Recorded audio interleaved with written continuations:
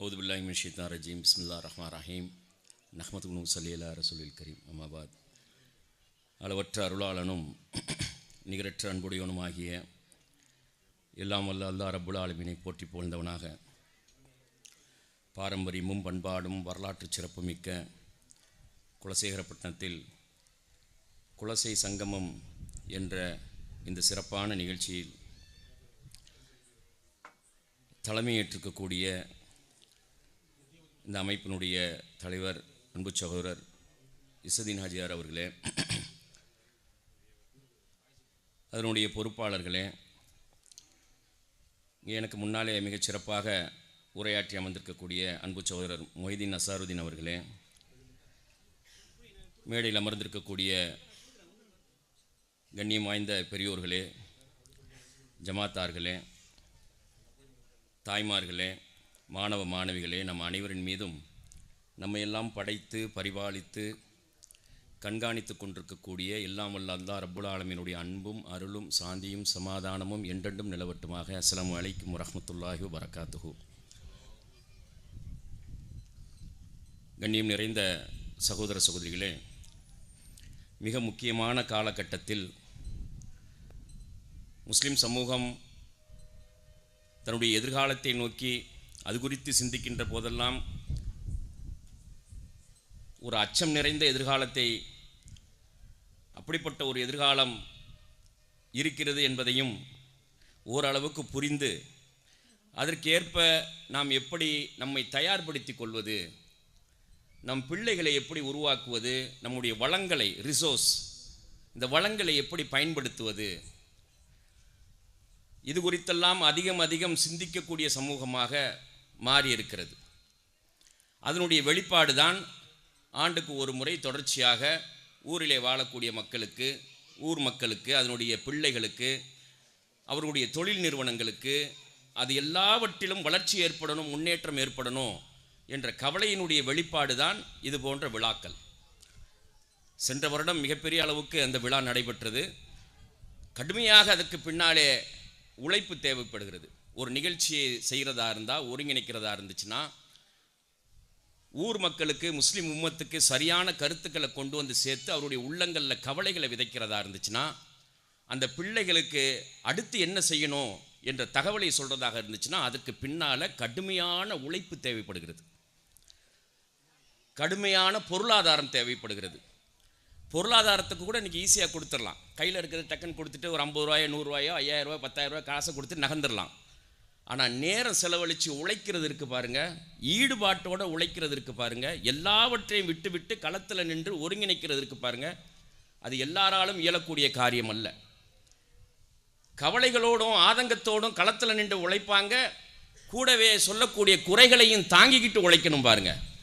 அது அவ்வளோ சாதாரண விஷயம் அல்ல. பொதுப்பணி, சமூகப்பணி, இதுக்காகவே அல்லாஹ் சிலரை தேர்வு செய்கிறான். சில ஸ்பெஷலிஸ்ட் இருக்கிறாங்க அதுக்காகவே. எல்லாத்துக்கும் அல்லாஹ் அந்த வாய்ப்பை கொடுத்துறதில்ல. செல்வம் இருக்க எல்லாராலும் களத்தில் இறங்கி வேலை செஞ்சிட முடியாது. களத்தில் வேலை செய்கிறவங்கள்ட்ட செல்வம் இருக்காது. சிலரைக்கு மாத்திரம்தான் ஓய்வில்லாமல் உழைக்கக்கூடிய, சமூக அக்கறையோடு நீண்ட காலத்திற்கு உழைக்கக்கூடிய ஆற்றலை தர்றான். சிலவங்க ஒரு நிகழ்ச்சி நடத்துவாங்க, அதோட முடிஞ்சு போச்சு. ஏதாவது ஒரு நற்காரியம் செய்வாங்க, அடுத்த நாள் வந்துட்டு அவங்க வேலையை பார்க்க போயிடுவாங்க. ஆனால் ஓய்வே இல்லாமல் மனசில் இருக்கக்கூடிய கவலைகள், சமூக அக்கறை இருக்கு பாருங்க, அதில் சற்றும் கூட தொய்வு ஏற்பட்டாத வகையில் தொடர்ச்சியாக மகிழ்ச்சியாக உழைத்து கொண்டே இருப்பது சமூகத்துக்கு it's an gift of God. அது அல்லாஹ் வழங்கக்கூடிய மகத்தான பரிசு. ஒவ்வொரு நாளும் சமூத்து உழைப்பதற்கு முன்னால் கவலைப்படுறாரு பாருங்க, அந்த கவலைகள் பதிவு செய்யப்படுது. எழுதிக்கிட்டே இருப்பாங்க, 2 மலக்குகளும் தோளில் உட்கார்ந்து ஓய்வில்லாமல் எழுதுவாங்க. யாருக்கு சமூக அக்கறை ஜாஸ்தியாக இருக்குதோ அவங்களுக்கு. மலக்குகளுக்கு ஓய்வே இருக்காது, எழுதிக்கிட்டே இருப்பாங்க. கவலைப்படுறாரு, சிந்திக்கிறாரு, அடுத்து என்ன செய்யணும்னு யோசிக்கிறாரு, மக்களை சந்திக்கிறாரு, மக்கள்கிட்ட சொல்றாரு, மாணவர்களை சந்திக்கிறாரு, வழிகாட்டுறாரு.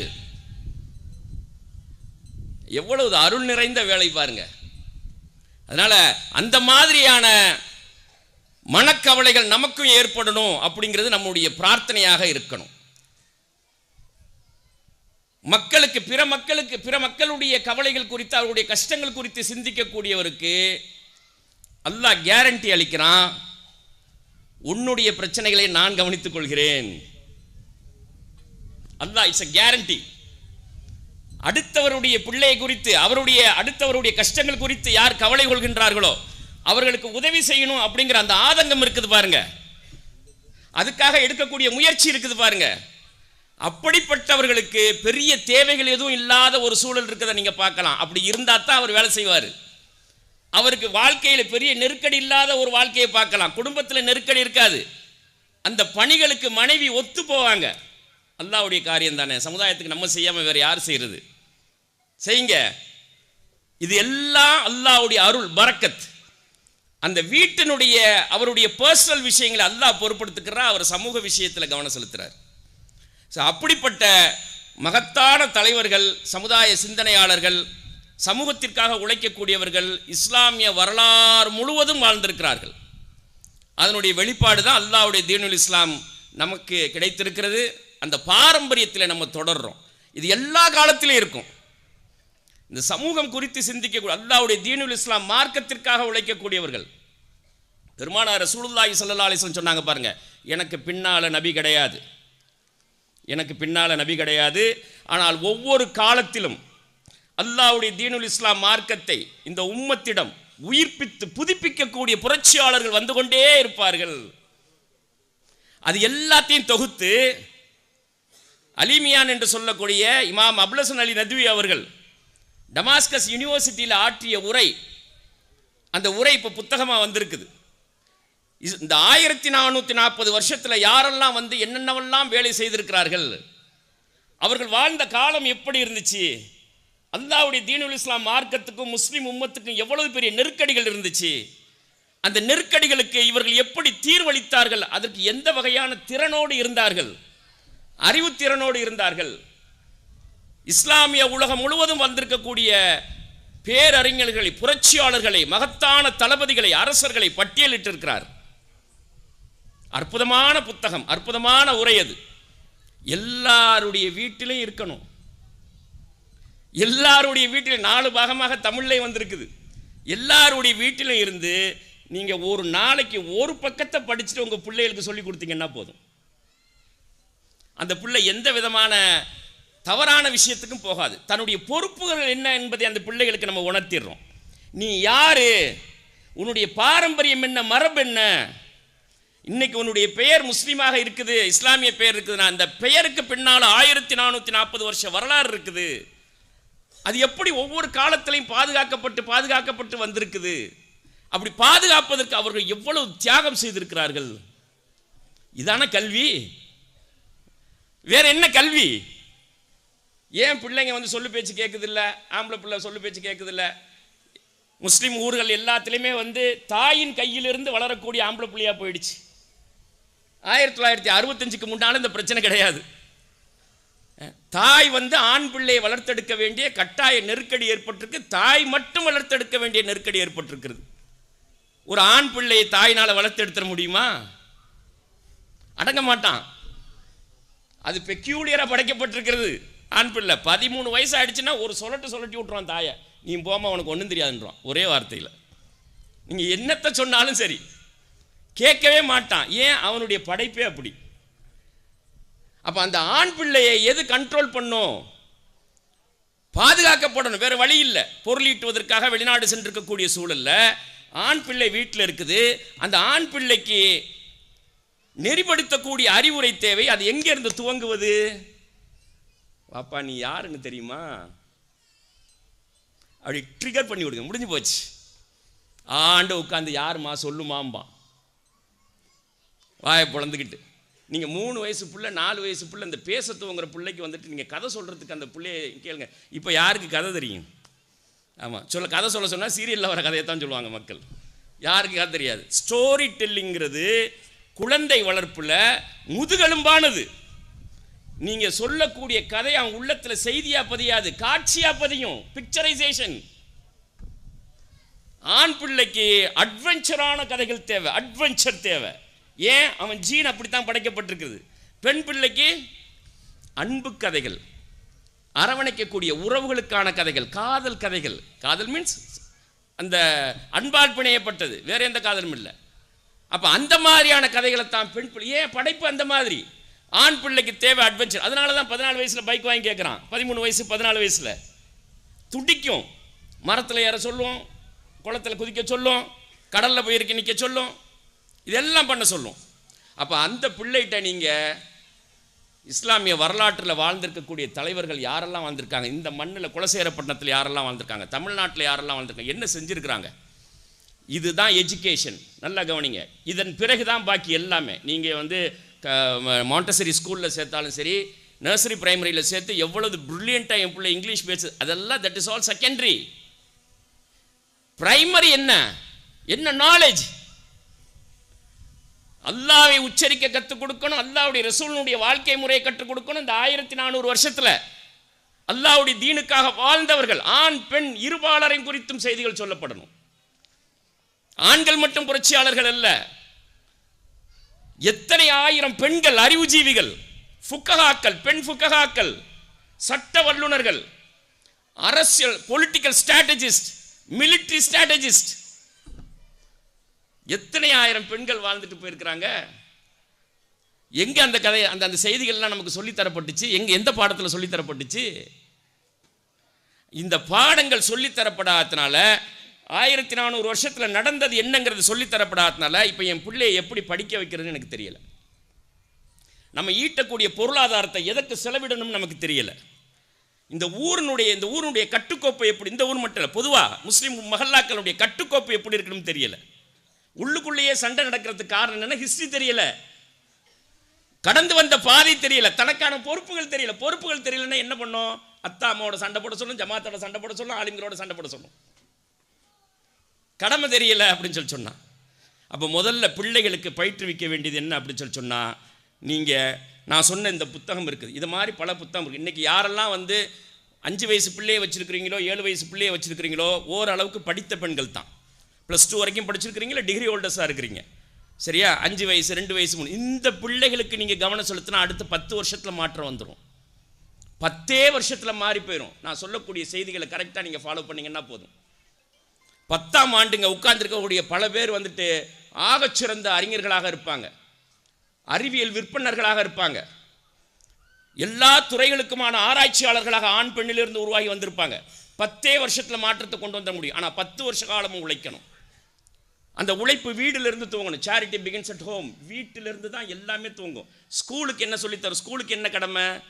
ஸ்கூலுக்கு இது எப்படி மாற்றுறது, கலட்டுறதுன்னு சொல்லி தருவாங்க. இந்த லைட்டை எப்படி மாற்றுறது, இந்த மரத்துலேருந்து காய் எப்படி காய்க்குது, இந்த ஸ்டெப்ஸை சொல்லி தருவாங்க. இதைத்தான் ஸ்கூலினுடைய சிலபஸ் எடுத்து பாருங்க. மேத்தமெட்டிக்கல் ஸ்டெப்ஸ், கெமிஸ்ட்ரிக்கான ஸ்டெப்ஸை சொல்லி தருவாங்க. ஒரு கட்டத்தில் இது எப்படி டெவலப் ஆகி எதுக்கு இம்ப்ளிமெண்ட் ஆகுது, அப்ளைடு சயின்ஸ் சொல்லி தருவாங்க. ஆனால் இலக்கை யார் சொல்லி தருவா? நீ என்னவாப்பா உருவாகி வரணும், அந்த இலக்க தாயும் தந்தையும் தான் சொல்லித்தர முடியும். அப்படி சொல்லித்தரும் போது அந்த இலக்குக்குள்ள கவலையும் இருக்குது, துவாவும் இருக்குது. உம்மா வந்து கவலைப்படுறாங்க அப்படின்னு சொல்லி சொன்னா வெறுமனை கவலைப்படுறது இல்லையே, உம்மாவுடைய கவலையே துவா. அத்தா வந்து வாயில சொல்ல மாட்டாரு, அம்மா வாயில சொல்லி புலம்பி அழும். வாப்பா வாயில சொல்லாம மனசுக்குள்ளையும் ஒவ்வொரு ட்ரிப்பும் சஜிதால விழும்போதும் தன் பிள்ளைகளுக்காக கேட்கக்கூடிய துவா இருக்குது பாருங்க. அதுக்கு நிகரான பிரார்த்தனை வேற ஏதாவது இருக்குதா அந்த பிள்ளைக்கு? வேற யாராவது அது கேட்ட முடியுமா? கவலையோட உள்ளத்தில் நினைக்கிறதே கவலை தான். யா அல்லாஹ், என் பிள்ளைய நீ சரியான பிள்ளையா சாலிகான பிள்ளையா உருவாக்க மாட்டாயா? உருவாக்கித்தா ரப்பே. அதனால 10 ஆண்டுகளில் மாற்றத்தை கொண்டு வந்துட முடியும். ஃபர்ஸ்ட் டீச் பண்ண அந்த பிள்ளையினுடைய பொறுப்பை உணர வைக்கணும். இல்லை அப்படி சொன்னா வாலிபன் ஆனானா உங்கள் கண்ட்ரோலில் வரமாட்டான் பையன். நீங்கள் எழுதி வச்சுக்கோங்க. நீங்கள் எது சொல்கிறதையும் கேட்க மாட்டான். குறிப்பாக தாய் சொல்கிறத கேட்கவே மாட்டான். அக்கா தங்கச்சி சொன்னால் அந்த ஓரமாக போய் நில்லுன்றான். ஆம்பளை பிள்ளை அடக்கவே முடியாது. ஆண் பிள்ளை தந்தையினுடைய அரவணைப்பில் பாதுகாப்பில் வளர வேண்டிய பிள்ளை. நல்லா கவனிங்க. தாய் என்பவள் தன் நம்பிக்கையை ஏற்படுத்த முடியும், எல்லையே இல்லாத அன்பை கொடுக்க முடியும், அரவணைக்க முடியும். இந்த உலகத்தில் ஒரு மனிதனுக்கு கடைசி புகலிடம் நம்பிக்கை. தாய் தான் கடைசி புகலிடம், நம்பிக்கை. எவ்வளவு பெரிய தப்பை செஞ்சுட்டு வந்தாலும் என் பிள்ளை செய்ய மாட்டான் அப்படி அப்படின்னு தான் சொல்லுவா தாய். அந்த குணத்தையே எல்லாம் படைச்சிருக்கிறான் பாருங்க ஒரு தாய்க்கு. எப்படி இது யாராவது சொல்லுவாங்களா? தந்தை கூட சொல்றாரு இல்லை இவன் தப்பு பண்ணியிருப்பான் அப்படின்னு சொல்லி. தாய் ஒரு நாள் சொல்ல மாட்டான். அவன் எவ்வளவு பெரிய குற்றத்தை செஞ்சுட்டு வந்தாலும் சரி, சேர்க்க சரியில்லை, பசங்க சேர்ந்தது சரியில்லை, அதனால அப்படி பண்ணிட்டான், இனி பண்ண மாட்டான், இதைத்தான் திரும்ப திரும்ப சொல்லுவா. வாப்பா சொல்லும்போது கூட வாப்பாட்டே சண்டைக்கு போகிறது தாயாக தான் இருப்பா. அதனால தாய் நம்பிக்கையை ஏற்படுத்த முடியும். ஆனால் தந்தை தான் சமூகத்தை காட்ட முடியும், ஆண்மைத்தன்மையை விதைக்க முடியும், வீரத்தை விதைக்க முடியும். ஆண் என்பவன் சமூகத்துக்கான பிராணி. அவன் சமூகத்தில் புழங்கக்கூடியவன். அவனுக்கு பொறுப்புகள் ஜாஸ்தி. அதுக்கு ஏற்றவாறு அவனுடைய உடல் அமைப்பு படைக்கப்பட்டிருக்கும். 13 வயசுல 14 வயசுல இந்த எலும்புகள் எல்லாம் ஸ்ட்ராங் ஆகி உருவாகி வர்றதுக்கு காரணம் என்னன்னா அவன் உழைச்சி வீட்டில் இருக்கக்கூடிய எல்லாத்தையும் காப்பாற்றணும். இன்னைக்கு எஜுகேஷன் சிஸ்டம் டெவலப் ஆகிருக்குது. 14 இயர்ஸ் ஸ்கூல் எஜுகேஷன், அதுக்கப்புறம் 3 years arts and science, 4 years engineering, 5.5 years medicine, இப்படி போகும். அதெல்லாம் இப்போ அரசு மாறிடுச்சுன்னு வச்சுங்க. உலக அரசு, அமெரிக்கா, ஐரோப்பிய நாடுகள் பலவீனம் அடைஞ்சிருச்சுன்னா தி என்டையர் எஜுகேஷன் சிஸ்டமும் ஃப்ளாப் ஆகிடும். That's all. சைனா டெவலப் ஆனிச்சுன்னா அவன் பேச்சுலர் டிகிரி 2 வருஷம் தான்னா 2 வருஷம் தான், ஸ்கூல் எஜுகேஷன் 5 வருஷம்னா 5 வருஷம் தான் படிக்க வைக்கணும். இந்த கல்வி திட்டம் என்பது உலகத்தில் யார் கை ஓங்குதோ அவங்க முடிவு பண்ணுறது எத்தனை வருஷம் படிக்கணும். 21 வயசு வரைக்கும் பெண்கள் திருமணம் ஆகக்கூடாது, படிக்க வைக்கணும் அப்படின்னு சொல்றது எதனால? அதுக்கு பின்னால பொலிட்டிக்கல் எஜெண்டா இருக்குது, பொருளாதார அரசியல் எஜெண்டா இருக்குது அதுக்கு பின்னால. அது ஒரு காரணத்துக்காக சொல்லப்படுது. அதனால தந்தையினுடைய அரவணைப்பு இருக்குது பாருங்க. தந்தையினுடைய அரவணைப்பு தான் ஆண் மகனை ஆண் பிள்ளையாக உருவாக்கி எடுக்கணும். ஆனால் 35, 50, 40 வருஷமா, குறிப்பாக 65-70க்கு பிறகு தமிழக முஸ்லீம் சமூகம் நிறைய வெளிநாடுகளுக்கு போக்குவரத்து இந்த கல்ஃப் கண்ட்ரீஸ்க்கு போக ஆரம்பிச்சது 65, 70ஸ்க்கு பிறகு தானே. அதுக்கு முன்னால் கிடையாது. அதுக்கு முன்னால் நிறைய முழுக்க இலங்கை தானே, கொழும்பு தானே. இந்த கடற்கரையே ஓரத்தில் இருக்கக்கூடிய அவ்வளவு மக்களும் கொழும்பு, மலேசியா, சிங்கப்பூருக்கு தான் போயிட்டு வந்தாங்க. 6 மாதம் அங்கே இருப்பார், அல்ல 1 வருஷம் இருப்பார். ஊருக்கு வந்தால் 3 மாதம் 6 மாதம் இருப்பார். 6 மாதத்துக்கு 3 மாதம் இங்கே இருப்பார், 6 மாதம் அங்கே இருப்பார், 6 மாதம் அங்கே இருப்பார். இப்படி இருந்துகிட்டு இருந்துச்சு. 2 வருஷம் அங்கே இருக்கணும், 2 வருஷத்துக்கு ஒரு ட்ரிப்பு, 2 மாதம் லீவு. இது எல்லாமே ஐரோப்பியர்கள் போட்டு கொடுத்த கணக்கு. அது கல்ஃப் கண்ட்ரீஸ்க்கு போனதுக்கு பிறகு தான், அங்கே புலம்பெயர் ஆரம்பிச்சதுக்கு அப்புறம் தான் குடும்பத்தை விட்டு பிரிஞ்சிருக்க வேண்டிய சூழல் ஏற்பட்டுச்சு. அதனுடைய வெளிப்பாடு என்ன? முஸ்லீம் கிராமங்கள் எங்கே போனாலும் சரி, இப்போ உருவாகி வரக்கூடிய இந்த ஜென்சி ஜெனரேஷன் இருக்குது பாருங்க. ஒரு 20-22 வயசு பையன், நீங்கள் அவன்கிட்ட பேசி பார்த்தீங்கன்னா தெரியும். ஒரு துடிப்பு மிக்க இளைஞருக்கான அடையாளம் கொஞ்சம் கொஞ்சமாக குறைஞ்சிக்கிட்டு வர்றதை பார்க்கலாம். நான் ஊரா தெருவா சுற்றிக்கிட்டு வர்றதுனால உங்கள்கிட்ட சொல்கிறேன்.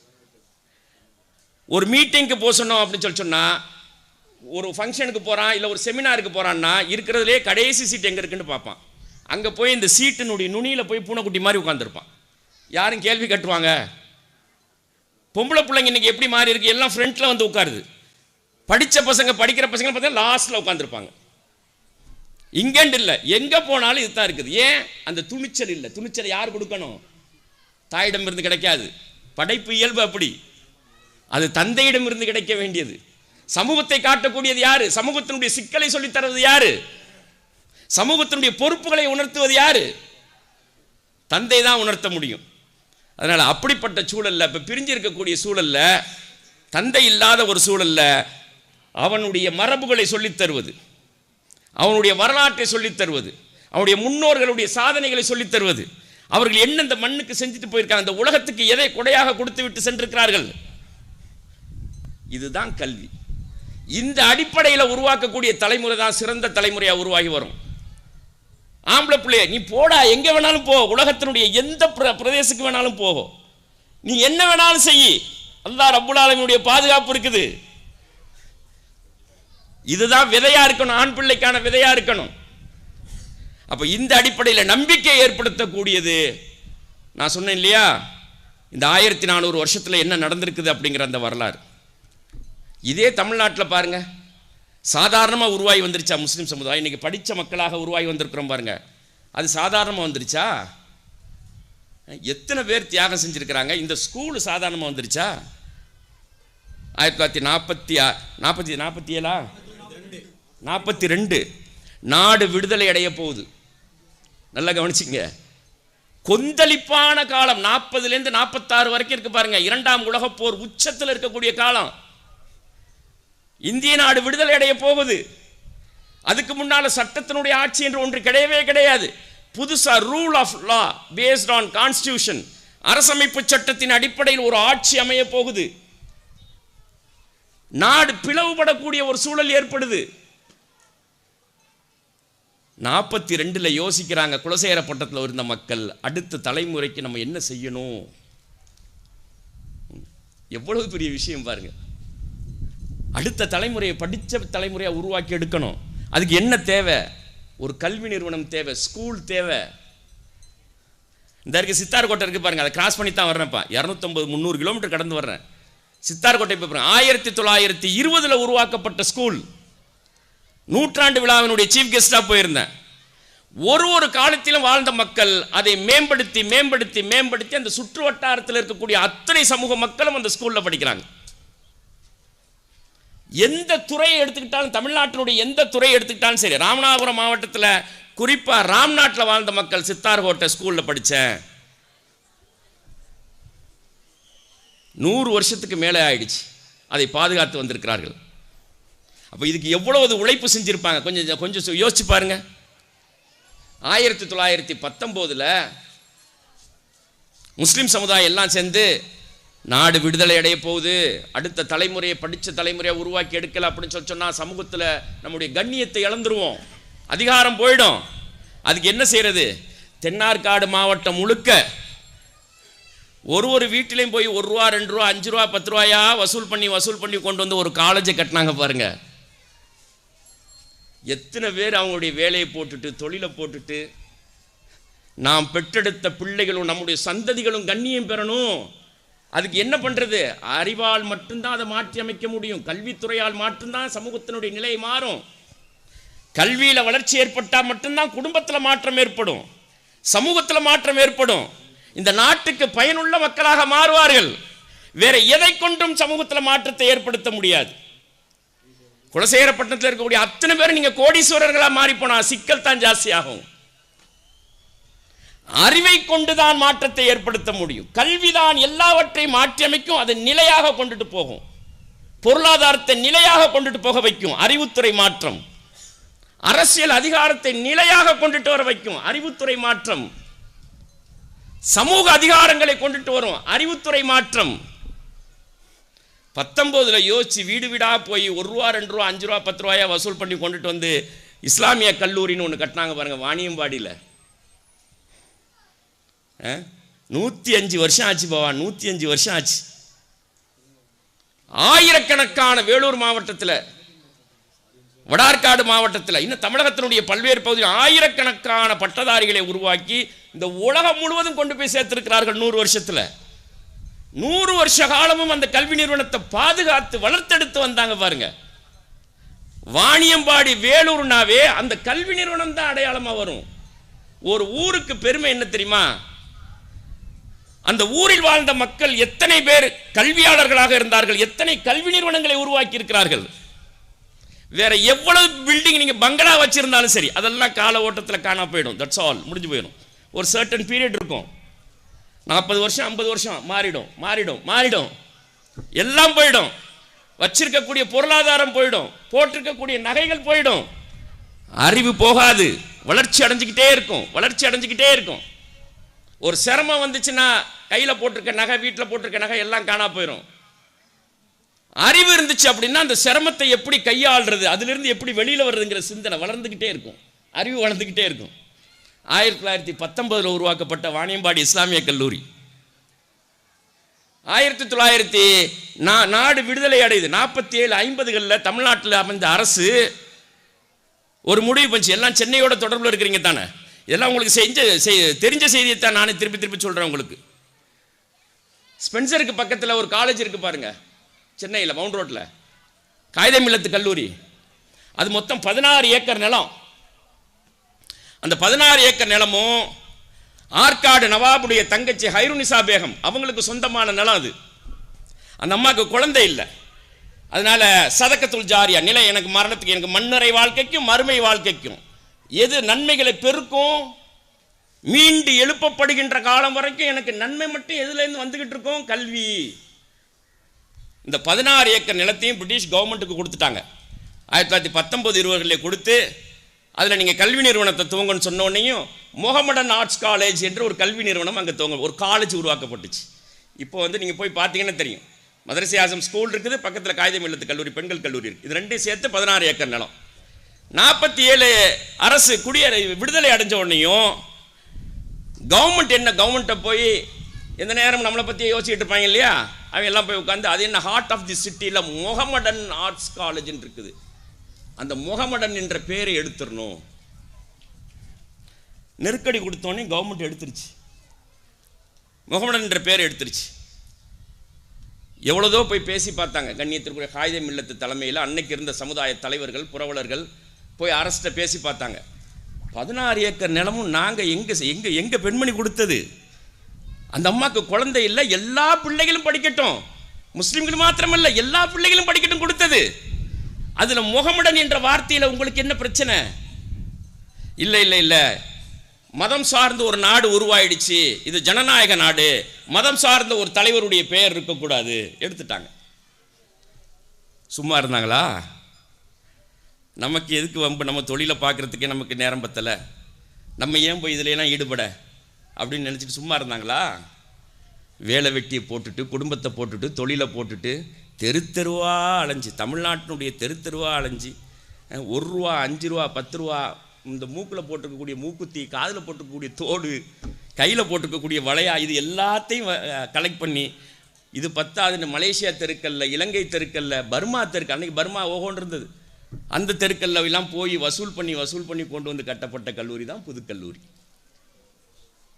சும்மா உருவாயிடுச்சா புதுக்கல்லூரி? அந்த தலைவர்கள் அன்னைக்கு முடிவெடுக்கலை அப்படின்னு சொன்னால் இந்த கல்லூரி உருவாயிருக்குமா? 75 வருஷம் ஆயிடுச்சு. லட்சக்கணக்கான பட்டதாரிகளை உருவாக்கி இருக்கிறது. இன்றைக்கு தமிழ்நாட்டில் இருக்கக்கூடிய எல்லா அரசியல் கட்சிகளையும் அவர் இருக்கிறார்கள். முன்னணி நடிகர்கள் சரத்குமார்லேருந்து பரத்லேருந்து எல்லாரும் நியூ காலேஜ் ஸ்டூடெண்ட். அப்படியா? பொருளாளர் நியூ காலேஜ் ஸ்டூடெண்ட்டு. எப்படி இதுக்கு பின்னால் எவ்வளவு பெரிய உழைப்பு இருக்கு, எத்தனை தலைவர்களுடைய அர்ப்பணிப்பு இருக்குது. கியாமத் நாள் வரைக்கும் அவர்கள் மீண்டும் எழுப்பப்படுகின்ற காலம் வரைக்கும் அங்கே படிக்கக்கூடிய மாணவர்கள், அவர்கள் செய்யக்கூடிய நல்லறங்கள் அத்தனைவற்றிலும் இருந்து பங்கு இருக்குதே. ஹைருனிசா வேகத்துக்கு பங்கு இருக்குதே. உலகம் நியூக்க நீங்க போங்க, உலகத்தில் எந்த நாடு, இஸ்லாமிய நாட்டுக்கும் போங்க, இப்படி ஒரு நிறுவனத்தை நீங்க பார்க்கலாம். தமிழ்நாட்டினுடைய அலிகர் என்று சொல்லுவாங்க பாருங்க, இந்த ஜமால் முகமது கல்லூரி ஹார்ட் ஆஃப் தி சிட்டியில் திருச்சியில் 150 ஏக்கர் சொந்த சொத்தை வக்ஃபு சொத்தா மாத்தினாங்க, தானமா கொடுத்தாங்க பாருங்க. 150 ஏக்கர்மா, 150 ஏக்கர் சாதாரணதல்ல. ஒரு கிரவுண்ட் வாங்க முடியாது இன்னைக்கு, ஒரு கிரவுண்ட் கொடுக்கறதுக்கு யாருக்கு மனசு இல்லை. தான் சொந்த சொத்து 150 ஏக்கர் சொத்து ஹஜாமியான் ராவுத்தரும் ஜமால் முகமது ராவுத்தரும் தியாகம் பண்ணாங்க. ஜமால் முகமது கல்லூரி உருவானுச்சு. 75 வருஷமா எத்தனை ஆயிரம் மக்களை உருவாக்கி இருக்கிறது. ஒரு 6 மாசத்துக்கு முன்னால ஒரு ஃபங்க்ஷனில், சென்னையில் நடந்த ஃபங்க்ஷனில் நானும் ஒரு சிட்டிங் ஜட்ஜி, ஒருத்தர் டிஸ்ட்ரிக்ட் கோர்ட் ஜட்ஜும் சீஃப் கெஸ்டாக போயிருந்தோம். என் பக்கத்தில் உட்கார்ந்துருந்தார்.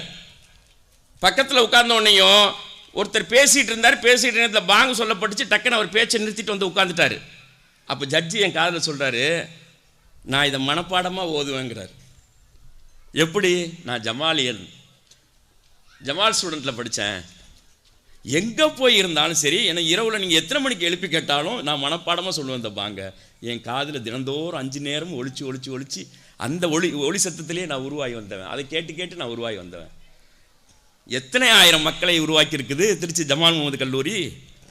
இன்னைக்கு எத்தனை ஆயிரம் மாணவர்கள் படித்து கொண்டிருக்கிறார்கள். அதில் நீங்கள் தமிழ்நாட்டில் 12 காலேஜ் இருக்குது. நாளை காலையில் வரைக்கும் பேசுவேனா விட்டீங்கன்னா 12 கல்லூரிகளை உருவாக்கி விட்டு சென்றிருக்க முஸ்லிம் சமுதாயம். இந்த 12 கல்லூரிகளிலும் யூஜியில் சேர்ந்த PhD வரைக்கும் ஏறக்குறைய கட்டணம் கிடையாது. எந்த சமூகத்துக்கு இருக்குது? கருத்தராவுத்தர் இருக்கார், உத்தமபாளையம் போங்க, கால் வைக்கின்ற இடமெல்லாம் கருத்தராவுத்தர் கொடுத்த இடம். அரசு கணக்கில் இருக்குது, அரசு கெஜெட்ல இருக்குது, இப்படியே இருக்குது. கருத்தராவுத்தர் போய் கேட்டாங்க, நீதிமன்றம் கட்டுறதுக்கு இடம் இல்லை, இந்த இடம் இருக்கு எடுத்துக்கங்க. பஸ் ஸ்டாண்டு கட்டுறதுக்கு இடம் இல்லை, இந்த என்னுடைய தோப்பு இருக்கு எடுத்துக்கங்க. மருத்துவமனை கட்டுறதுக்கு இடம் இல்லை, இந்த என்னுடைய வயக்காடு இருக்கு எடுத்துக்கங்க. பொண்ணு விளையிற பூமி அது. தேனி மாவட்டம் இருக்கு பாருங்க, பாளையம் இருக்குது பாருங்க, சுருளியார் பாயக்கூடியது, பொண்ணு விளையிற பூமி. கருத்தராவுத்தர் கௌதியா காலேஜ் 1500 ஏக்கர் நிலத்தையும் வாரி கொடுத்துட்டு போனார். காதர் மைதி மறைக்காயார் அதிராம்பட்டினம் 1 ஏக்கர் 2 ஏக்கர் இல்லை, 1500 ஏக்கர் நிலம். அதிராம்பட்டினம் காதர் மைதீன் கல்லூரி. விசாரத்துக்கு போங்க, மேல் விசாரத்துக்கு. சென்னையினுடைய மண்ணடி இருக்குது பாருங்க, அங்கப்பநாயக தெருவில் இருக்கக்கூடிய ஒரு ஸ்கூல்ல இருந்து அப்படியே இந்தியாவினுடைய குறுக்க மங்களூர் கர்நாடகாவுடைய அந்த அரபிக்கடல் ஓரம் இருக்கக்கூடிய ஸ்கூல் வரையிலும் இடைப்பட்ட அத்தனை ஸ்கூலு, சர்ச்சு, கோயில், அநாத நிலையங்கள், மருத்துவமனை, அவ்வளவு நிறுவனங்களுக்கும் வாரி கொடுத்து விட்டு சென்றிருக்கக்கூடிய வள்ளல் அப்துல் ஹக்கீம். அவர் மரணித்த போது தமிழக சட்டமன்றத்தில் தீர்மானம் நிறைவேற்றப்பட்டுச்சு. தர்மக்கொடை முறிந்து போனது. சுதேசமித்திரன் பத்திரிகையில், பிராமணர்களால் நடத்தக்கூடிய சுதேசமித்திரன் பத்திரிகையில் தலையங்க எழுதப்பட்டுச்சு. சென்ட்ரலுக்கு எதிர மாதிரி ஒரு வெள்ளை பில்டிங் இருக்குது பாருங்க, சென்னை சென்ட்ரலுக்கு எதிர்த்து. எப்போ நீங்க சென்ட்ரல்ல கிராஸ் பண்ணி போகும்போது பாருங்க, 2 மேன்சன் தான் இருக்குது. ஒன்று ராமசாமி முதலியார் மேன்சன் ஒன்று இருக்கும், காவி கலர்ல இருக்கும். இன்னொன்று வெள்ளை கலர் பில்டிங் ஒன்று இருக்கும். மெட்ரோ போட்டதுக்கு பிறகு அந்த 2 மட்டும்தான் பாக்கி இருக்குது. சித்திக் சிராய் எப்படி வந்துச்சு? கவலைமா கவலை, சமூக அக்கறை கவலை, மன்னரை குறித்த கவலை, மறுமை குறித்த கவலை. நாளை அல்லாஹ்வை சந்திக்கின்ற போது அவமானப்பட்டு கூனி குறுகி நின்றுடக்கூடாது. என் சொத்துக்கள்ல பெரும்பகுதியை நான் அல்லாஹ்ட்ட போய் நிக்கணும், மகிழ்ச்சியாக நிக்கணும், அல்லாஹ் என்னை கண்ணியப்படுத்தணும். இந்த எண்ணம் உடையவர்கள் செய்திருக்கக்கூடிய சாதனை. அப்துல் ஹக்கீம் ஹாஜியாரும் சித்திக் ஹாஜியார் அவங்க வாப்பா 2 பேரும் வியாபாரத்துக்கு போகும்போது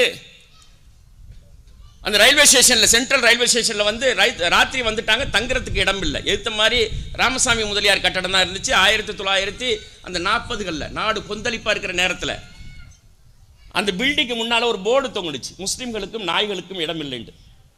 வரலாறு, மிகைப்பிடித்து சொல்லலை, நடந்தது. அதை பார்த்துட்டு சித்திக் ஹாஜியார் துவா செஞ்சுட்டு வசியத்து பண்ணாங்க தன்னுடைய மகனுக்கு. பாப்பா, உனக்கு அல்லாஹ் செல்வத்தை கொடுத்தான்னா அந்த இடத்துல ஒரு கட்டடத்தை கட்டு. யார் வந்தாலும், எந்த மதத்தை சேர்ந்தவர் வந்தாலும் சரி, அவர்கள் இலவசமாக தங்கி கொள்ளலாம் என்ற ஒரு திட்டத்தை வை. அல்லாஹ் உனக்கு பரக்கத் செய்வான். இது வசியத்து, இது உன் மனசில் நீயத்தா வை.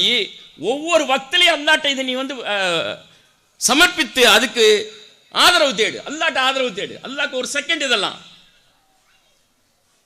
அவருடைய வியாபாரத்தில் அல்லாஹ் பரக்கத் செஞ்சான் பாருங்க. அந்த பரக்கத்தின் அடிப்படையில் அவங்களுக்கு ஞாபகம் வந்துச்சு, வாப்பா வசியத்தை செஞ்சுட்டு போனாங்களே, சித்திக் சிராய் உருவாயிருக்குது. ஊரில் இருக்கக்கூடிய தென்னந்தோப்பை பிடிச்சி வித்துட்டு சித்திக் சிராய் கட்டியிருக்கிறாங்க. இன்னைக்கு நீங்கள் போங்க, இப்போ பஸ் ஏறி நீங்கள் நாளை காலையில் போங்க, 3 நாட்களுக்கு இலவசமாக தங்கிக் கொள்ளலாம். சாதி மதம் அதெல்லாம் எதுவுமே கிடையாது, எல்லோரும் தங்கிக் கொள்ளலாம். விசாரத்தில் ஒரு அற்புதமான ஆர்ட்ஸ் அண்ட் சயின்ஸ் காலேஜ் கட்டியிருக்கிறாங்க பாருங்க. இப்படித்தான் எல்லா இடத்துலேருந்து உருவாகி வந்திருக்குது. கதையா சொல்லலாம், 12 கல்லூரிகள் உருவாகி வந்திருக்குது. அந்த மாதிரி ஸ்கூல்ஸ், அந்த கவலையோடு உருவாக்கப்பட்டது தான் இந்த பள்ளிக்கூடம். தாளாளர் இருக்கிறாங்க, ஜமாத்தினுடைய பெரியவர்கள் இருக்கிறாங்க. கவலையாக இருக்குது. ஒரு ஸ்கூலு எப்படி டெவலப் ஆகிருக்குது, மக்களுக்கு எவ்வளோ தூரம் அது வந்து முதுகெலும்பாக இருக்குது, எத்தனை ஆயிரம் மக்கள் அது உருவாக்கிட்டே இருக்குது. நடத்துறது அவ்வளோ ஈஸி இல்லை. 45 ஸ்கூலை உருவாக்கியிருக்கிறோம் தமிழ்நாட்டில் கடந்த 20 வருஷமாக. கன்னியாகுமரியிலேருந்து சென்னை வரைக்கும் இஸ்லாமிக் ஸ்கூல், இஸ்லாமிய பாடமும் பள்ளி பாடமும் இணைஞ்ச 45 ஸ்கூலை ஒரு கல்லூரியில் நடத்தக்கூடிய 3 days ஒர்க் ஷாப் மூலமாக உருவாக்கியிருக்கிறோம். அன்னை கதீஜா கலை அறிவியல் மகளிர் கல்லூரி இருக்குது. அந்த கல்லூரியில் ஒவ்வொரு வருஷமும் 3 நாள் ஒர்க் ஷாப். ஒரு இஸ்லாமிக் ஸ்கூலை துவங்கி எப்படி சக்ஸஸ்ஃபுல்லாக ரன் பண்ணுறது. இந்த 15 வருஷத்தில் 45 ஸ்கூல் உருவாயிருக்குது. எக்ஸலண்ட்டாக இருக்குது. 45 ஸ்கூலும் ரன் ஆகிட்டு இருக்குது. ஊருக்கு பெருமை தேடி தரக்கூடியது கல்வி நிறுவனங்கள் தான், சாதாரண கல்வி நிறுவனங்கள் இல்லை. எல்லாரும் படித்த பெண்மணிகள் தானே இருக்கிறீங்க. வீட்டில் போய் நீங்கள் வந்து கூகுளில் சர்ச் பண்ணி பாருங்கள். ஃபாத்திமா என்ற ஒரு பெண்மணியை, ஃபாத்திமா அல் ஃபிக்ரி என்ற அந்த பெண்மணியை வந்து நீங்கள் படித்து பாருங்கள், சர்ச் பண்ணி பாருங்கள். அவங்க என்ன செஞ்சுருக்கிறாங்கன்னு பாருங்கள். ஒரு மகத்தான தொழிலதிபருடைய மகள், 2 பொம்பளை பிள்ளைங்க அவருக்கு, ஃபாத்திமா மரியம்.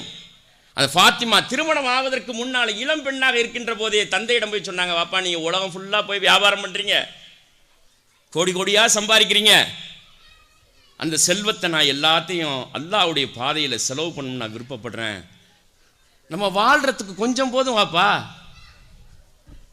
நம்முடைய தேவைகளுக்கு கொஞ்சம் போதும், பாக்கி எல்லாம் இந்த உம்மத்துக்கு, அல்லாஹ்வுடைய தீனுக்கு, ஏன் நாளைக்கு அல்லாஹ்வை சந்திக்க போகிறோம். வாப்பா என்ன பண்ணார், என்னம்மா வேணும், என் பங்கை பிரித்து கொடுங்க. பங்கை பிரித்து கொடுத்துட்டார். பத்தாது, கூடுதலாகவும் பணம் கொடுத்தார். இது எல்லாத்தையும் வாங்கிட்டு போய் அட்லாண்டிக் கடலோரம் இருக்குது, மொரோக்கோன்ற ஒரு நாடு இருக்குது பாருங்கள், அந்த மொரோக்கோவில் ஃபெஸ் நகரம்னு ஒரு நகரம் இருக்குது, இன்றைக்கும் இருக்குது. அங்கே போய் ஒரு பள்ளியை கட்டினாங்க. அவங்களே டிசைன் பண்ணி, அவங்க ஆர்கிடெக்சர் படித்தவங்க ஃபாத்திமா, ஒரு பள்ளியை கட்டி அந்த பள்ளியின் உள்ளே வந்து ஒரு பல்கலைக்கழகத்தை உருவாக்குனாங்க. ஜாமியா அல் காரவன் அதுக்கு பேர். ஜாமியா அல் காரவன் அதுக்கு பேர். கின்னஸ் புத்தகத்தில் அந்த பல்கலைக்கழகம் இடம்பெற்றிருக்குது. இன்றைக்கி கின்னஸ் புத்தகத்தை திறந்தீங்கன்னா அது பல்கலைக்கழகம் இடம்பெற்றிருக்கிறது. எப்படி? தி oldest academic granting institution in the world. உலகத்திலேயே பழமையான பட்டம் வழங்கும் பல்கலைக்கழகம் ஜாமியா அல் காரவன். உருவாக்கினது யாரு? ஃபாத்திமா என்ற ஒரு பெண்மணி. எப்போ உருவாக்குனாங்க? பெருமானார் ரசூலுல்லாஹி ஸல்லல்லாஹு அலைஹி வஸல்லம் வஃபாத் ஆகி ஒரு 100-120 வருஷத்துல ஒரு பெண்மணி செஞ்சிருக்கக்கூடிய சாதனை. இந்த உலகத்தினுடைய கடைசி நாள் வரைக்கும் கல்வி குறித்து யார் பேசினாலும் ஃபாத்திமா என்ற பெயரை தவிர்த்து விட்டு பேச முடியாது. அவங்க தான் முதல்ல படிச்சு முடிச்சதுக்கு சனது கொடுக்கணும், சர்டிபிகேட் கொடுக்கணுங்கிற கான்செப்டை உலகத்துக்கே காட்டி தந்தது. இந்த கிராஜுவேஷன் அப்ப தொப்பி போடுறாங்க பாருங்க, அந்த தொப்பியை டிசைன் பண்ணது. கிராஜுவேஷன் அப்ப கவுன் போடுறாங்க பாருங்க, அந்த கவுனை காட்டி தந்தது. சர்டிபிகேட் காட்டி தந்ததே அந்த பெண்மணி தான். படிச்சேன்னு போய் நீ சொன்னா நம்ப மாட்டாங்க, கூட இருந்தா சர்டிபிகேட் சனது. ஃபாத்திமா என்ற பெண்மணி. ஆயிரக்கணக்கான பெண்மணிகளை சொல்லலாம். அதனால சும்மா வாழ்ந்துட்டு போயிடல முஸ்லிம் சமுதாயம். நான் பேச வந்தது ஒன்று, ஆனால் அந்த ஸ்கூலினுடைய நிலைமை எல்லாத்தையும் பார்த்ததுக்கு அப்புறம் இந்த மக்களுக்கு வரலாறு பேசணும். அவங்களுக்கு தெரிஞ்சிருந்தாலும் பிரச்சனை இல்லை, திரும்ப திரும்ப வரலாறு பேசணும். இந்த ஃபாத்திமா துவங்கி வச்ச இந்த கல்வி நிறுவனம் இருக்குது பாருங்க, அதன் பின்னால எத்தனை 100 கல்வி நிறுவனங்கள் உருவானுச்சு தெரியுமா இஸ்லாமிய வரலாற்றில். இன்னைக்கு நீங்க எங்க போனாலும் அதனுடைய அடையாளங்கள் இருக்குது. துனிசியால ஒரு நிறுவனம் இருக்கு, ஃபாத்திமாக்கு முன்னாலே உருவாக்கப்பட்ட நிறுவனம். ஒரு பல்கலைக்கழகம் இருக்குது. ஃபாத்திமா உருவாக்கின ஜாமியா அல் காரவன்ல படிச்சுட்டு யாரெல்லாம் பின்னால உருவாகி வந்தாங்க? கத்தோலிக்க மதபீடத்தினுடைய தலைமை குருக்கள் போப் சில்வஸ்டர் II ஜாமியா அல் காரவனில் படித்தவர். பனு இஸ்ரவேலர்களுக்கு, யூதர்களுக்கு அக்கீதா கிடையாது. யூதர்களுக்கான அக்கீதா கித்தாபை எழுதணும் என்கின்ற சிந்தனையை ஜாமியா அல் காரவன் தான் விதைச்சிச்சு. மைமோனைட்ஸ் என்று சொல்லக்கூடிய மகத்தான அறிஞர் ஜாமியா அல் காரவன்ல படிச்சுட்டு வந்து முஸ்லிம்களுடைய ஆட்சியில் முதலமைச்சராக இருந்தார் ஒரு யூதர். அவர் தான் யூத மக்களுக்கு, பனு இஸ்ரவேலர்களுக்கு அக்கீதா கித்தாப் இல்லாமல் இருக்குதுன்னு சொல்லி, அல்லாண்டா யாரு, அவங்க சொல்லக்கூடிய வகையில் அவனுடைய தன்மைகள் என்ன, இது எல்லாத்தையும் தொகுத்து அக்கீதா கித்தாப் எழுதினார். உலகின் தலை சிறந்த கணித மேதை. அதே மாதிரி வரலாற்றுக்கு இலக்கணம் எழுதினார் இப்னு கல்தூன். அந்த பெண்மணி என்ன செஞ்சாங்க? ஒரு பள்ளியை கட்டி ஒரு கல்வி நிறுவனத்தை உருவாக்கிட்டு போய் சேர்ந்துட்டாங்க. குலசேகரப்பட்டினத்தில் சிஎம்என் சலீம் இன்னைக்கு பேசிக்கிட்டு இருக்கிறேன். இன்னும் ஒரு 5000 வருஷம் மக்கள் வாழ்ந்தாலும், 5 லட்சம் மக்கள் கழித்து வாழ்ந்தாலும் சரி, ஃபாத்திமா என்ற பெயரும் ஜாமியா அல் காரவன் என்ற பெயரும் ஒழிக்கப்படும். அல்லாஹ் கொடுத்திருக்கக்கூடிய கண்ணியத்தை பார்த்தீங்களா கல்வி நிறுவனத்துக்கு, அந்த முயற்சிக்கு. இப்படி பட்டியலிட்டுக்கிட்டே போகலாம். அதனால இதெல்லாம் தான் பாடம் கல்வி. நீங்கள் எந்த சிலபஸை சொல்லி தரத்துக்கு முன்னாலேயும் சரி, அவர் இன்ஜினியரிங் படிக்கிறதுக்கு முன்னால், மெடிசன் படிக்கிறதுக்கு முன்னால், ஆர்ட்ஸ் அண்ட் சயின்ஸ் படிக்கிறதுக்கு முன்னால், எல்லாத்துக்கும் முன்னால் பேஸ் பிரைமரி எஜுகேஷன். நீ யார், உன்னுடைய மரபுகள் என்ன, உன் சமூகம் கடந்து வந்த பாதை என்ன? இந்த உலகத்துக்கு எதை நாகரீகமாக கொடுத்திருக்குது? வானியல் துறை. மினாரா கட்டினது எதுக்கு? பாங்கு சொல்லணும்னு பின்னால பயன்படுத்திக்கிட்டாங்க. பள்ளிவாசலுக்கு மினாரா கட்டினது எதுக்கு? மினாரா முஸ்லிம்களுடைய கலாச்சாரத்தில் இல்ல, டூம் தான் இருந்துச்சு, மினாரா கிடையாது. பிற்காலத்தில் மினாரா வருது. எதுக்கு? நட்சத்திரங்கள் குறித்து ஆய்வு செய்யணும் சொல்லி எல்லா பள்ளிவாசல்களையும் கோள்களையும் நட்சத்திரங்களையும் ஆய்வு செய்யணும் சொல்லித்தான் மினாரா கட்டப்பட்டுச்சு. எல்லா பள்ளிவாசல்களையும் வானியல் ஆராய்ச்சி நடந்துச்சு. வானியல் ஆராய்ச்சி நடக்காத பள்ளியே கிடையாது. கிப்லா எப்படி கண்டுபிடிக்கிறது? இன்னைக்கு ஜிபிஎஸ் இருக்குது, அது கண்டுபிடிச்சிடலாம். தொழுகை நேரத்தை எப்படி கண்டுபிடிக்கிறது? பிறையை எப்படி கண்டுபிடிக்கிறது? பெருநாளுக்கான தினம் என்ன? வானியல் ஆராய்ச்சி நடக்கலன்னா இது எதுவுமே நடக்காது. எல்லா இமாம்களும் வானியல் ஆராய்ச்சி படித்தவர்களாக இருந்தார்கள். மதரசாக்கள்ல வானியல் கல்வி, கணித கல்வி. வெறும் ஸ்பேஸ் சயின்ஸ் மட்டும் படிச்சிருந்தா பத்தாது, அதை கால்குலேட் பண்றதுக்கு மேத்தமெட்டிக்ஸ் தேவை.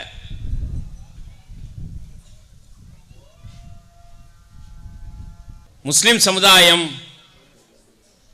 தன்னுடைய வணக்கத்தோடு சேர்த்து அல்லாஹ்வுடைய படைப்புகள் குறித்த ஆராய்ச்சியிலும் சம அளவுக்கு ஈடுபட்டிருக்கிறதை வரலாறு முழுவதும் பார்க்கலாம்.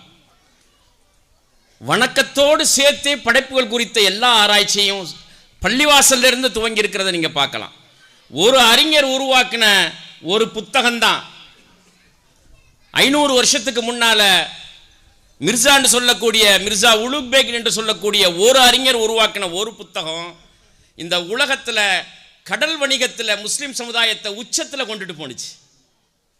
இங்கே இருந்து நீங்கள் குலசேகரப்பட்டினத்துலேருந்து தூத்துக்குடியிலேருந்து இந்த கடலோரத்துலேருந்து இலங்கைக்கு போகிறதா இருந்துச்சுன்னா கடலில் பயணம் செய்கிறதுக்கு அனுமதி வேணும். எந்த நேரத்தில் பயணிக்கிறது? பாய்மரப்படகு தானே. சரக்கு ஏற்றிட்டு போகிறதுக்கு அல்லது மக்களை ஏற்றிட்டு போகிறதுக்கு எந்த திசையில் போகணும், எந்த காற்று அடிக்கும் போது எப்படி கொண்டுட்டு போகிறது, கடலில் என்ன மாற்றங்கள் ஏற்படும், இது எல்லாம் ஆய்வு குறித்து இது எல்லாத்தையும் குறித்து ஆய்வு செஞ்சு ஒரு புத்தகத்தை எழுதினார் ஜிஜ்ஜி சுல்தானின்னு சொல்லி 500 வருஷத்துக்கு முன்னால். அந்த புத்தகத்தில் அப்படியே அண்ணாந்து பாருங்க, 999 நட்சத்திரங்களுக்கு பெயர் சூட்டி அந்த நட்சத்திரங்களுடைய டிராவல்ஸை பதிவு செஞ்சிருக்கிறாரு. 999 நட்சத்திரத்துக்கு பெயர் சூட்டி இருக்கிறார். ஒரு நட்சத்திரத்தை இன்னைக்கு பார்த்துட்டு அடுத்து 10 நிமிஷத்தில் பார்த்தா அதை கண்டுபிடிக்க முடியுமா நம்மளால? கடலினுடைய அமைப்புகளை அல்லாஹ் நட்சத்திரத்தில் கொடுத்துருக்கிறான் கண்ட்ரோல் பண்ண சொல்லி. கடல்ல என்ன நட்சத்திரங்கள் மூவ் ஆனிச்சாக்க கடல்ல மாற்றம் ஏற்படும், காற்றுல மாற்றம் ஏற்படும். அப்போ படகு போறதா இருந்துச்சுன்னா அவர் எழுதின அந்த புத்தகம் எல்லா மதரசாக்கள்லையும் பாடமா இருந்துச்சு. அந்த நூலை படித்தவர்கள் மதரசா ஆசிரியர்களாக இருந்தார்கள். 1920 வரைக்கும் அதிராம்பட்டினத்தில் இருந்தாங்க, 2 பேர் இருந்தாங்க. அதிராம்பட்டினம் ஒரு துறைமுக நகர். அங்கேருந்து ஆடு மாடு கோழி முட்டை எல்லாத்தையும் ஏற்றிக்கிட்டு இலங்கையினுடைய காங்கேசன் துறைக்கு போகும். அங்கேருந்து யானையை கொண்டுட்டு வருவாங்க பாய்மரப்படகுல. அவர்களுக்கு வழி இஜாசத்து கொடுக்கறது யாருன்னு பார்த்தீங்கன்னா 2 உஸ்தாது. அவங்க எப்படி அது தெரியும்? நட்சத்திரத்தை பார்த்து சொல்லுவாங்க, நீ தெற்க 1 மணி நேரம் ஓட்டி பிறகு வந்துட்டு கிழக்க திருப்பும்பாங்க.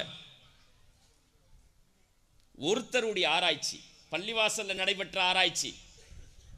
எல்லா மதரசாக்களிலும் வணக்கத்தை சொல்லிக் கொடுக்கக்கூடிய அளவுக்கு சரிநிகராக அல்லாஹ்வுடைய படைப்புகள் குறித்து ஆய்வு செய்வதற்கு மாணவர்களுக்கு கற்றுத்தரப்பட்டுச்சு.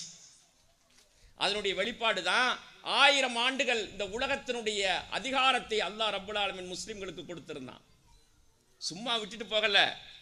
இன்னொரு புத்தகம் சொல்றேன், ஜவஹர்லால் நேரு எழுதின உலக வரலாறு புத்தகம், கிளிம்சஸ் ஆஃப் வேர்ல்டு ஹிஸ்டரி, தமிழ்ல இருக்குது, 2 பாகம் இருக்குது பாருங்க. அந்த புத்தகத்தை எடுத்து பார்த்து ஒரு நாளைக்கு ஒரு பக்கம் படிக்க போறதுக்கு படுக்கிறதுக்கு முன்னால அதை படிச்சுட்டு பிள்ளைகளுக்கு சொல்லி கொடுத்தீங்கன்னா போதும். இது வேற யாராலும் செய்ய முடியாது, தாய் தந்தை தான் செய்யணும். இதை ஸ்கூல் இதை சொல்லிக் கொடுக்காது, காலேஜ் சொல்லிக் கொடுக்காது. ஜவஹர்லால் நேரு சொல்றாரு பாருங்க, நான் ஷார்ட்டா முடிச்சுக்கிறேன். ஜவஹர்லால் நேரு அவருடைய புத்தகத்தை சொல்றாரு பாருங்க, 7ஆம் நூற்றாண்டு வரையிலும் ஒரு காலம் இருந்தது. அவருடைய வார்த்தையை நான் அப்படியே சொல்றேன். உலகத்தில் எல்லா வகையான அறிவுத்துறை பயிற்சிகளும் அறிவுத்துறை முயற்சிகளும் அடங்கி போயிருந்த காலம், உலகத்தில் கொந்தளிப்புகளும் அடக்குமுறைகளும் மிகைத்திருந்த காலம், ஏகாதிபத்தியங்கள் ரோமன் எம்பையரும் பெர்ஷியன் எம்பையரும் உலகத்தை ஆட்சி செய்து கொண்டிருந்த காலம், ஏகாதிபத்தியம் இம்பீரியல் ஸ்டேட்ஸ். அந்த நேரத்தில் உலகத்தால் ஒதுக்கப்பட்ட பகுதி என்று சொல்லப்பட்ட அரேபியாவில் முகமது என்ற ஒரு மனிதர் வந்தார். தன்னை இறை தூதராக அறிவித்துக் கொண்டார். ஜவஹர்லால் நேரு எழுதுகிறார், 23 ஆண்டுகள் இறை தூதராக அவர் இருந்தார். 63 வயதிலே இறந்து போனார். அந்த 23 ஆண்டுகளும் அரேபியாவில் வாழ்ந்த அந்த பழங்குடி சமூகத்தை, பிதோயின் ட்ரைப்ஸ் சொல்லுவாங்க, அந்த பழங்குடி சமூகத்தை கையில் எடுத்து ஒருவருக்கு மத்தியிலே ஒருவர் மோதிக்கொண்டிருந்த மக்களுக்கு மத்தியிலே அமைதியை ஏற்படுத்தி, தவறான வழக்கங்கள் எல்லாம் குடிபுகுந்திருந்தவர்கள் அந்த மக்களிடம் பயிற்சி அளித்தார். அந்த மக்களுக்கு பயிற்சி அளித்தார். அந்த மக்கள் அனைவரையும் சமமாக மதித்தார். மனிதர்கள் அனைவரும் சமம் என்ற கருத்தை விதைத்தார். 23 ஆண்டுகள் அந்த மக்களுக்கு இறைவனுடைய வசனத்தை கற்றுக் கொடுத்தார், பண்படுத்தினார். இந்த உலகத்தினுடைய அனைத்து விஷயங்களையும் கற்றுக் கொடுத்தார். அடுத்து வந்த 1000 ஆண்டுகள் இந்த உலகத்தினுடைய ஆட்சியாளர்களாக அவர்கள் மாறிப்போனது விந்தையிலும் விந்தை. இந்தியாவினுடைய முதல் பிரதமர், நவீன இந்தியாவினுடைய சிற்பி, உலக வரலாற்றை எழுதி குவித்தவர். எங்கேருந்து எழுதினார் தெரியுமா? சிறையில் இருக்கின்ற நேரம் தன்னுடைய மகள் இந்திரா காந்தி அம்மையாருக்கு கடிதங்களாக ஒவ்வொரு நைட்டும் உட்கார்ந்து மகளே மகளேன்னு அந்த கடிதமெல்லாம் துவங்கும். அந்த கடிதங்கள் தொகுக்கப்பட்டு தான் கிளிம்சஸ் ஆஃப் வேர்ல்ட் ஹிஸ்டரி. 1000 ஆண்டுகள் இந்த உலகத்தினுடைய ஆட்சி அதிகாரத்தை அல்லாஹ் ரப்பல் ஆலமீன் முஸ்லிம் உம்மத்துக்கு கொடுத்திருந்தான்னா ஏன்? அந்த தகுதிக்கு வந்தாங்க. அந்த ரூலிங் கெப்பாசிட்டி இருந்துச்சு, நாலேஜ் கெப்பாசிட்டி இருந்துச்சு. இந்த 2 நாளையும் கொடுத்தான். எங்க இருந்து? உலகத்தினுடைய 40 விழுக்காடு நிலப்பரப்பை ஆண்ட சமூகம். இந்த 200 வருஷம் 300 வருஷமா அந்த பாரம்பரியத்தை இழந்ததுனால தான் நமக்கு இவ்வளவு சிக்கல் நெருக்கடி ஏற்பட்டிருக்கிறது. அப்போ நம்ம என்ன செய்யணும்? நம்ம பிள்ளைகளை எப்படி உருவாக்கி எடுக்கணும்? வரலாறை சொல்லிக் கொடுக்கக்கூடிய அதே நேரம் அந்த பிள்ளைகளுக்கு தன்னம்பிக்கை ஏற்படுத்தணும்.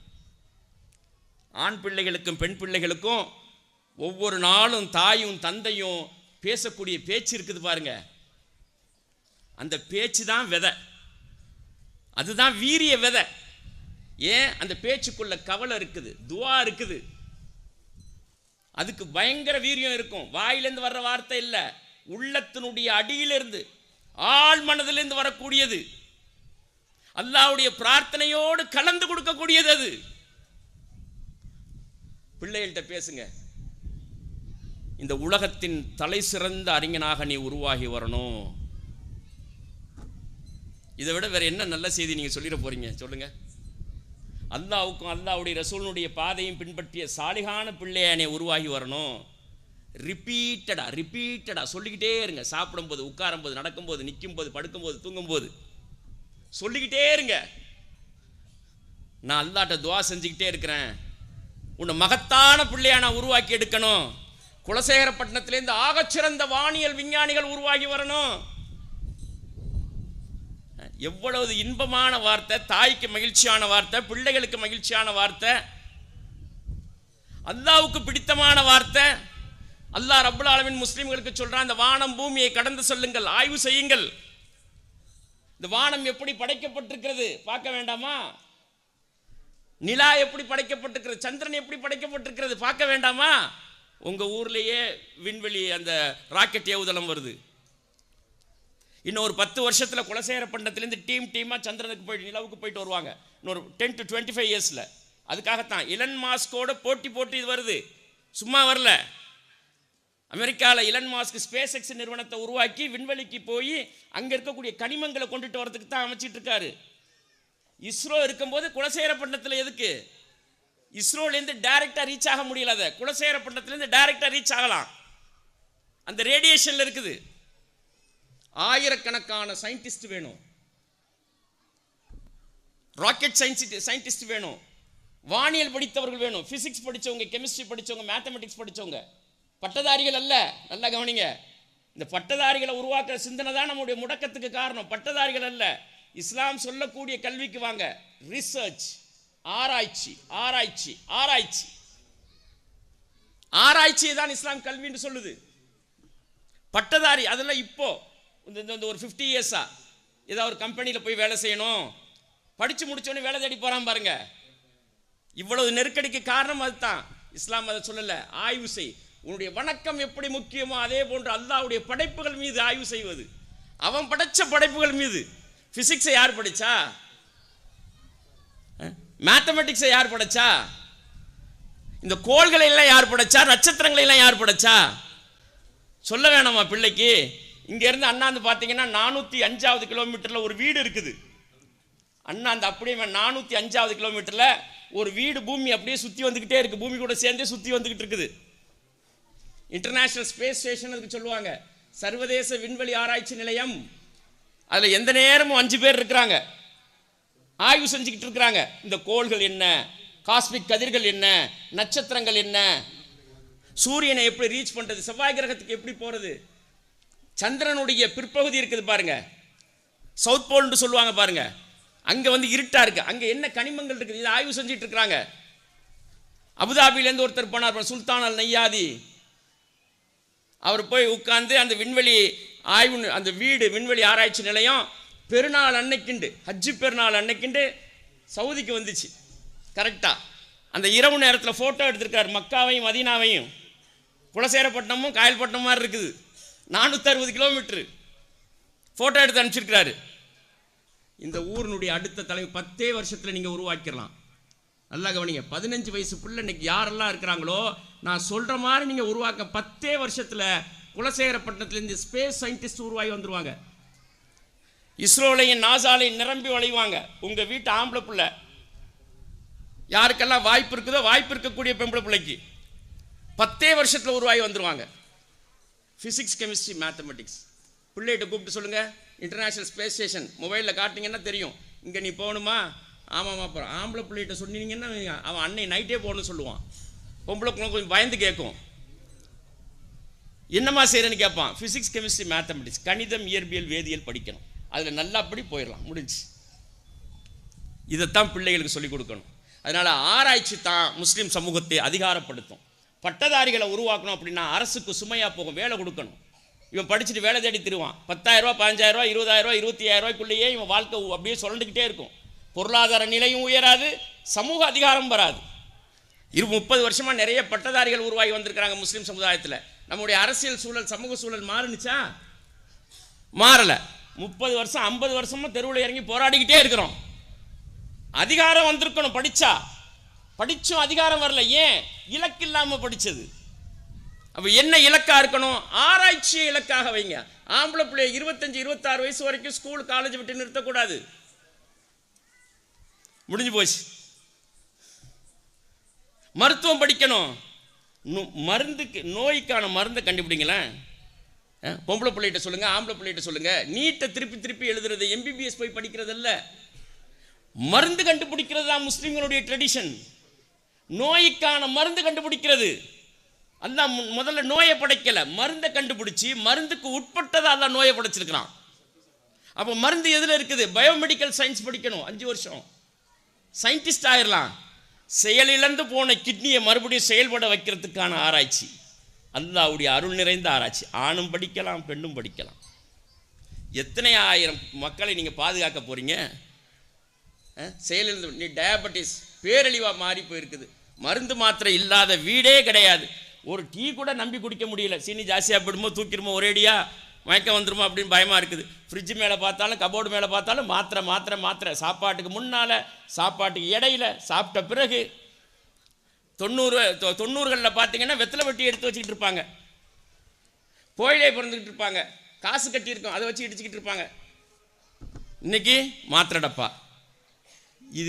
இது சரியான சமூகமா? அது மருத்துவர்கள் பெருகினா என்ன நடக்கணும்? மருத்துவமனை பெருகினா என்ன நடக்கணும்? நோய் இல்லாமல் போகணும்.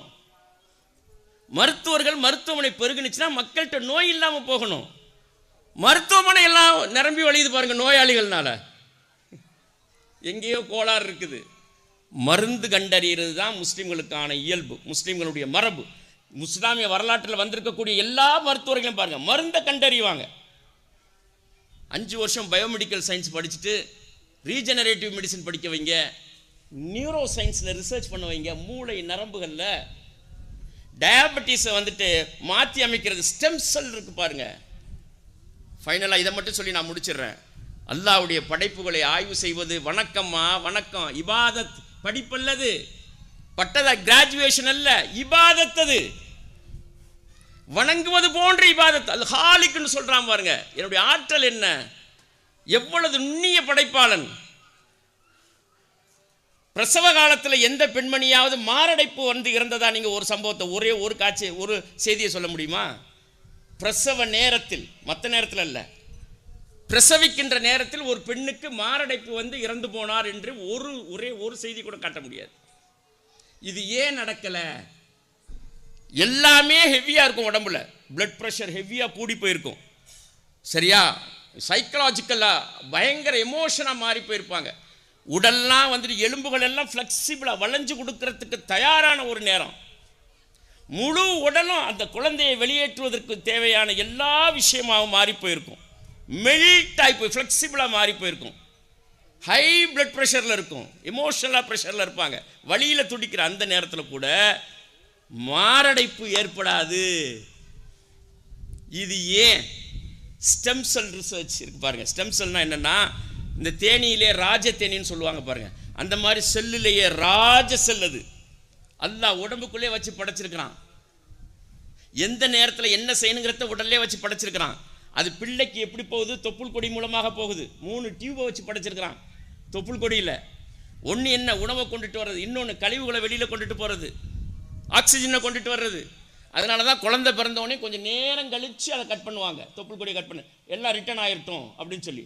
அந்த ஸ்டெம் செல் இருக்குது பாருங்க, அது எல்லாம் தாயிடம் இருந்து வர்றது, பிள்ளைக்கு போய்கிட்டு இருக்கோம்.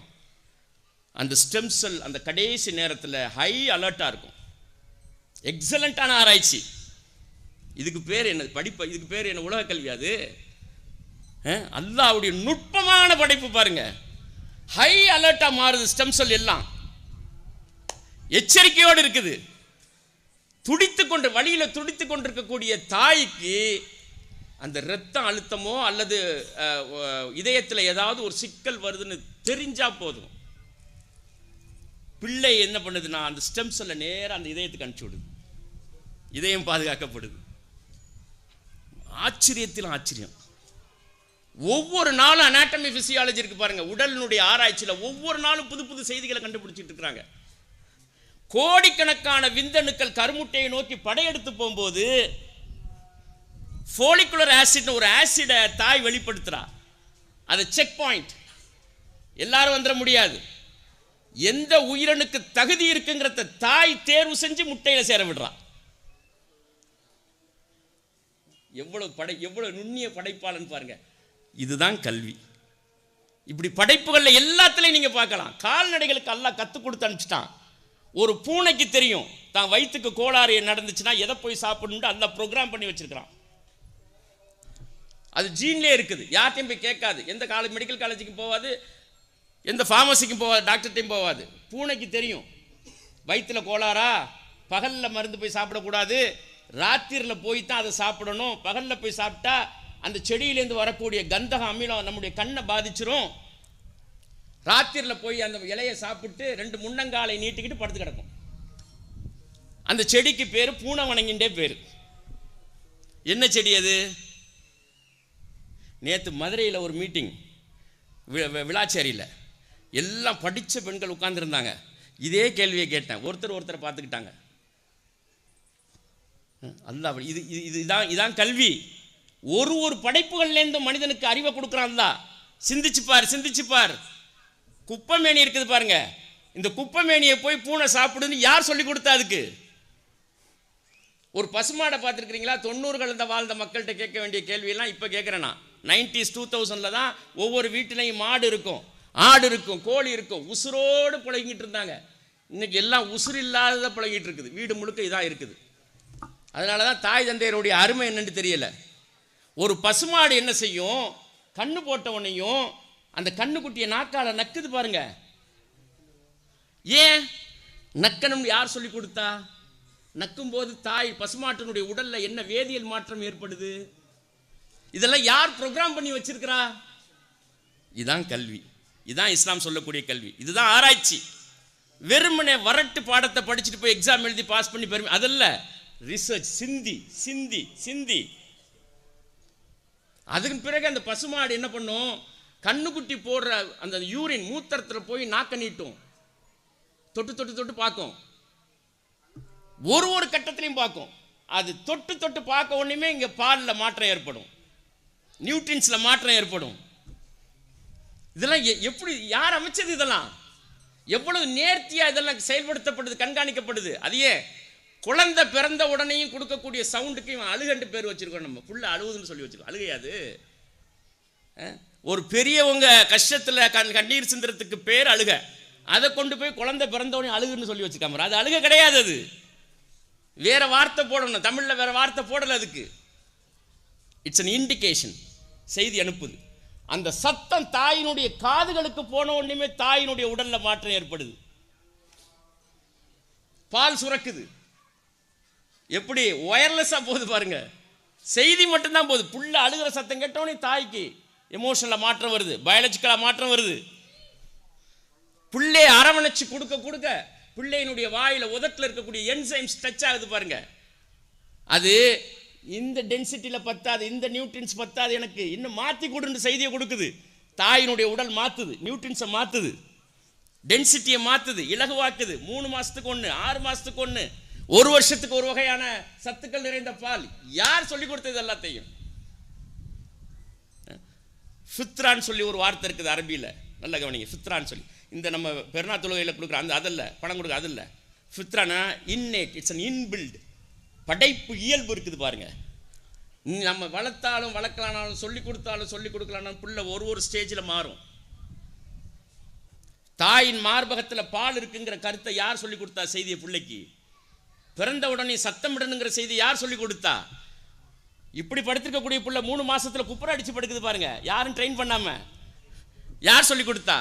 தவழுது பாருங்க, யார் சொல்லி கொடுத்தா? தவழும் போது கையில் கிடைக்கல, எடுத்து வாயில வைக்குது, ஏன் முதுகுல வைக்கல? யார் சொல்லி கொடுத்தா?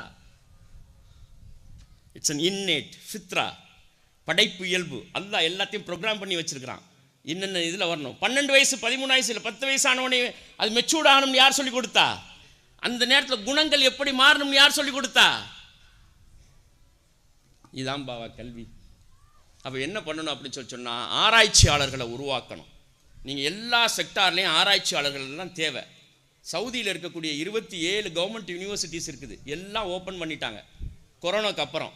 யார் ஆகச்சிறந்த ஆராய்ச்சிக்கு சிந்தனையோடு வருகிறார்களோ அவர்களுக்கு விசா கொடுத்து மாதம் அவங்களுக்கு 75,000 ரூபாய் 1 லட்சம் ரூபாய் ஸ்டைஃபன் கொடுக்குறாங்க. 27 யூனிவர்சிட்டிஸும்.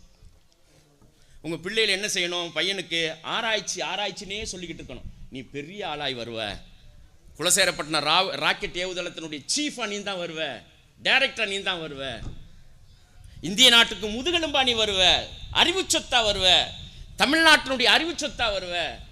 மண் குறித்து ஆய்வு செய், மலைகள் குறித்து ஆய்வு செய், இந்த செடி கொடி பறவைகள் எல்லாம் உனக்கு எது பிடிக்குதோ நீ ஆய்வு செய். எல்லாம் அல்லாஹ்வுடைய படைப்பு. அது இபாதத்து, படிப்பல்ல, இபாதத்து. நீ எதில் ஆய்வு செஞ்சாலும் அல்லாஹ் உன்னை ஒசத்தி வைப்பான். உன் குடும்பத்தினுடைய நிலை மாறிடும். உன் குடும்பம் மறுபடியும் வந்து வறுமைக்கு போகாது, ஏழ்மைக்கு போகாது, மாறிடும். 10 வருஷத்துல மாறிடும். ஆராய்ச்சியை மட்டும் நீங்க விதைச்சிக்கிட்டு வாங்க. இதை ஸ்கூல் சொல்லித்தராது, தாயும் தந்தையும் தான் சொல்லித்தரணும். திரும்ப திரும்ப திரும்ப திரும்ப திரும்ப சொல்லுங்க, ஆராய்ச்சி. அது இபாதத்து. தொழுகை போன்னு ஃபஜர் கிளம்பி அனுப்பிச்சு விடுறீங்க பாருங்க, அதே மாதிரி தான் அல்லாஹ்வுடைய படைப்புகள் ஆய்வு செய். மகத்தான மாற்றம் ஏற்பட்டுரும். மண் குறித்து ஆய்வு செய்யுங்க. இந்த உலகத்து உயிர்களுக்கெல்லாம் உணவளிக்கக்கூடிய அற்புதமான துறை. எத்தனை பேரை உருவாக்கி இருக்கிறோம். குடியரசு இந்தியாவில் முஸ்லிம்கள்ல இருந்து உருவாகி வந்து மகத்தான சாதனையாளர்களாக உருவாகி வந்தாங்கன்னு யாரை காட்டுறது? அங்கே தேடி இங்கே தேடி ராமேஸ்வரத்தில் ஒரு அப்துல் கலாம் வந்தார். சரி, அப்புறம் யார் வந்தா? ஏன் என்ன தடை இருந்துச்சு? இப்போ ஒரே ஒரு Sultan Ahmed Ismail sir, soil scientist, அவருடைய ஆராய்ச்சி தான் விவசாயிகள் தலையில தூக்கி வச்சு கொண்டாடுறாங்க. முஸ்லிம் சமூகம் பெருவாரியான சமூகத்துக்கு தெரியாது. எங்க போனாலும் விவசாயி தலையில தூக்கி வச்சு கொண்டாடுறான் சுல்தான் அகமது இஸ்மாயில் சாரை. கவர்மெண்ட் என்ன பண்ணுது? எவ்வளவு பெரிய அங்கீகாரம் கொடுத்திருக்குன்னு பாருங்க. பிளானிங் கமிஷன்ல வச்சிருக்குது, திட்டக்குழுவினுடைய உறுப்பினராக ஆக்கியிருக்கு. 12 பேர்ல அவர் ஒருத்தர். தமிழ்நாட்டினுடைய திட்டங்கள் எதுக்கெல்லாம் நிதி போகணும், என்ன செய்யணுங்கிறத முடிவெடுக்கக்கூடிய அதிகாரம். அது மாத்திரமல்ல, இப்போ தமிழ்நாடு அந்த சிலபஸ் கரிக்குலம் டிசைனிங் இருக்கு பாருங்க, பாடத்திட்டத்தை உருவாக்குற ஒரு சேர்மன், நியூ காலேஜினுடைய பேராசிரியர் Sultan Ahmed Ismail sir, one of the greatest soil scientist. ஏன் என்ன தடை இருந்துச்சு முஸ்லிம் சமுதாயத்துக்கு? ஏன் உருவாக்கலை? குலசேகரப்பட்டினத்துலேருந்து யாராவது தடுத்தாங்களா?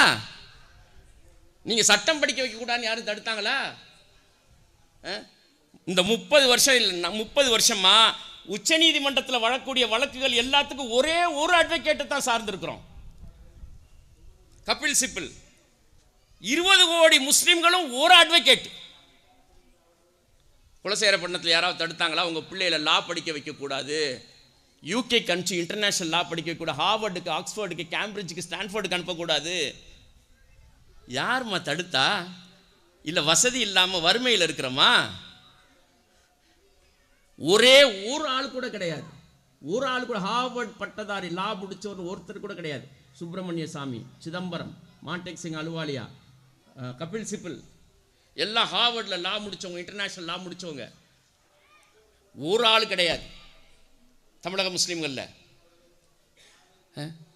இப்போ நீங்கள் ஹார்வர்ட்லேயோ அல்லது ஆக்ஸ்ஃபோர்ட்லேயோ இன்டர்நேஷ்னல் லா முடிச்சிருக்கீங்கன்னா 193 நாடுகளுடைய நீதிமன்றங்கள் திறந்துடும். உங்களுக்கு ஐக்கிய நாடுகள் சபை திறந்துடும், சர்வதேச நீதிமன்றங்கள் திறந்துடும். 190 உலகத்தில் 195 நாடு தான். 193 நாடுகளுக்கு போகலாம். +2 முடித்த பையனை 5 வருஷம் லா படிக்க வச்சு இன்டர்நேஷ்னல் லா படிக்கிறதுக்கு அனுப்பணும். கொஞ்சம் செலவாகும், வசதி உள்ளவங்க செய்யட்டும். அதனால் இந்த வருஷம் +2 முடித்த மாணவர்களை எடுத்து முக்கியமான ஒரு 5-6 கோர்ஸில் நான் அவங்கள்ட்ட, இந்த நிர்வாகத்தில் இருக்கிறவங்கள்ட்ட, இது கவலை உள்ள மக்கள் அவங்கள்ட்ட நான் ஷேர் பண்ணியிருக்கிறேன். ஒரு முக்கியமான 5 கோர்ஸ்.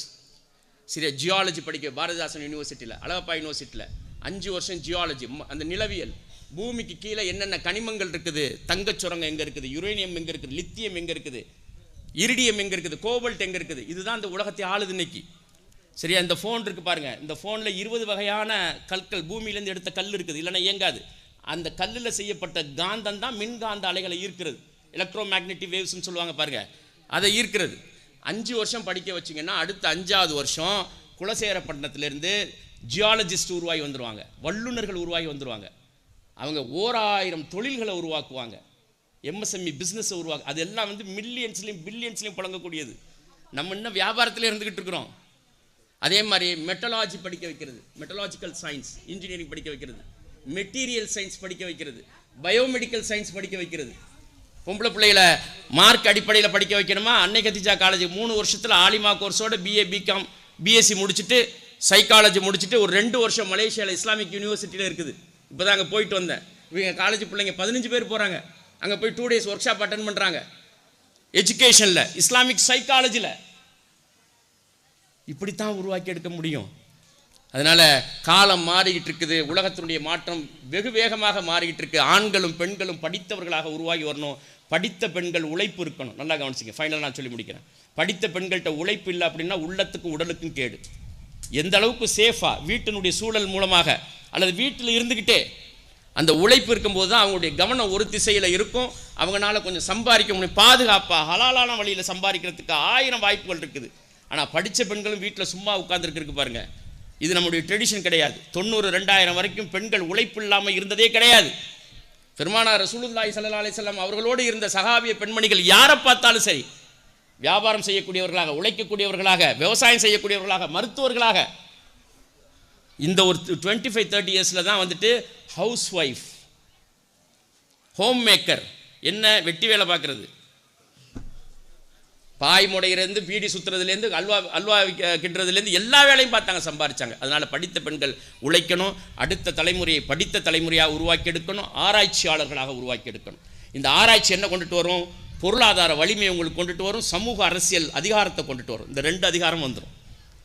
சரி, எக்கனாமிக்கல் பவர் வரும், சோஷியோ பொலிட்டிக்கல் பவர் வரும். படித்த சமூகத்தின் மேலே தான் ஈர்ப்பு ஏற்படும். அதிகாரமிக்க சமூகத்தில் ஈர்ப்பு ஏற்படும். எம்பவர்மெண்ட்டுங்கிற எதில் சாத்தியம்? ஆராய்ச்சி கல்வியில் சாத்தியம்.